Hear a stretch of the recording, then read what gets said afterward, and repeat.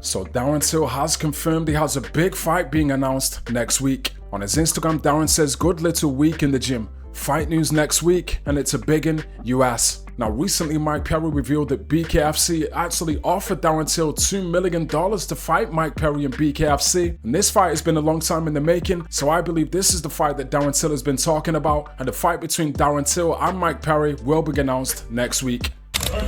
For the next story, a phone call has been released of a UFC executive revealing financial concerns regarding some of the UFC's live events, in particular UFC Fight Nights. Speaking on the latest TKO earnings call, the UFC exec said there was a lot of financial risk hosting UFC Fight Nights in large arenas, and this is the reason the UFC continues to host events at the UFC Apex. Okay, that's helpful. And then secondly, as I try to understand the UFC business a little better, given how strong demand is for events, why not take some of those events at UFC Apex, which there are a good number of, and take them to markets with, larger arenas? Yeah, so I think what you've seen is since we have worked our way out of COVID, we have held a significant amount of events outside of UFC Apex, and those that we do hold on our campus there in Las Vegas, those numbers have gone down meaningfully. That being said, bringing events on the road is as much about growing our fan base as it is generating income, but it's also about ensuring that we maintain certain margins and profitability profile. And there's a cost-benefit analysis for us that we view opportunity costs of doing events domestically, internationally, and holding them at Apex. And what we do in any budget cycle, as I'm sure you could appreciate, is determine the right mix, not just to generate top-line revenue, but to ensure profitability. And those Apex events do carry the lowest cost structure for us to hold them in our home turf in Las Vegas. So I don't think we found the perfect mix yet, but rest assured that we're looking at the numbers and working to do so. And Eric, if we're going to err on one side, we're going to err on the side of going on the road. Dana White built the UFC with Lawrence Epstein and the Fertittas of getting out city to city, region to region, DMA to DMA, and touching the consumer, right? Introducing a new sport to a global fan base. And being there, there's no substitute for that. So we are in the Apex in front of a couple hundred people. It's just not the same experience, and we're not getting that touch. And we get that feedback. When we go to a city like Nashville, when we go to a city like Columbus, we hear about it. Long time since you've been here. There's a reason why the sellout is here and you're getting the ticket yield that you're getting. So we take that very seriously. If we're going to err on the side of on the road or kind of under our own tent in Vegas, it's going to be on the road. Just before we get into the next story, I wanted to let you know I've started a mentorship for small YouTubers called YouTube Launchpad. Recently, I helped this creator get monetized in less than 7 days and reach 165,000 subscribers. I helped this creator make his first $1,000 and reach 32,000 subscribers. I helped this creator reach 4,000 subscribers in less than 30 days. I also helped this creator make his first $1,000 and reach 75,000 subscribers in just 10 weeks. Whether you make gaming content, sports content, or vlogging content, I'll personally help you reach your first 10,000 subscribers and make your first $1,000 on YouTube. If you're interested, I'll leave a link in the description. But anyway, let's get back to the MMA news.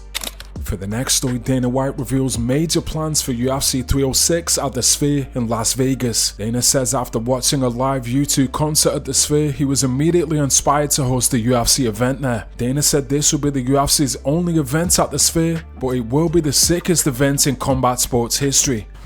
Dana, quick question. Mark Shapiro said earlier this week that the Sphere would be a one and done thing. Was that always the plan, or has it been one of those things that as you guys have gotten into the planning and how complex it is, that's just kind of developed into? I went to figure out how to tell you this without bumming people out, but I went to U2 at the Sphere. Halfway through the show, I was like, I gotta fucking do this. Left, called my head of production and said, get ready, you and your guys are going to U2 next weekend. I want you guys to go to the show. We're doing a Sphere. And the timing worked out perfectly because I ended up in a beef with the guys we're with now. And in that beef, I walked out with the Sphere, able to do it because we're under contract. I couldn't just go do the Sphere. I'm telling you guys right now, We just went through the storyboards 2 days ago on this thing. This is going to be the sickest live event in combat sports that anybody has ever seen, and it will never be done again. This will be a one and done, just because I want to do it. And everybody, when I said I wanted to do this, was like, how are you going to do a fight in there? It's too hard. It's too this, too that. And that's the kind of stuff I love. We've already spent a shitload of money on this thing. Nobody will ever be able to pull this off again because nobody would spend the money to do it. Nobody's going to spend the money to do what I'm doing over there right now. And as it gets closer, I'll lay this thing out for you guys. I'm telling you, this is going to be so badass. I'm super excited about it. Let me put it to you this way. When we were going through the storyboards, I was getting fucking goosebumps. All right? Imagine when it's actually happening. And wait till you see the people that I brought together to pull this thing off. And as we get closer, I'll let you guys know. But yeah, this is going to be something special. For the final story, Mark Hunt has given an update on his lawsuit against Dana White and has also leaked a screenshot of the lawsuit information. So, 8 days, I said May the 8th, and this will be done. But these guys have replied to the opening brief, and so we have 21 days to reply, and I'll be writing up this reply for this 8 years of this lawsuit of being denigrated and put down by these trolls in this company and these people like Dana White. So it all ends 21 days. If the court makes the right ruling, I think they will. Justice will be served, and can move on with things. But 8 years of damages, man, and these guys say I got no damage. Wow. Later.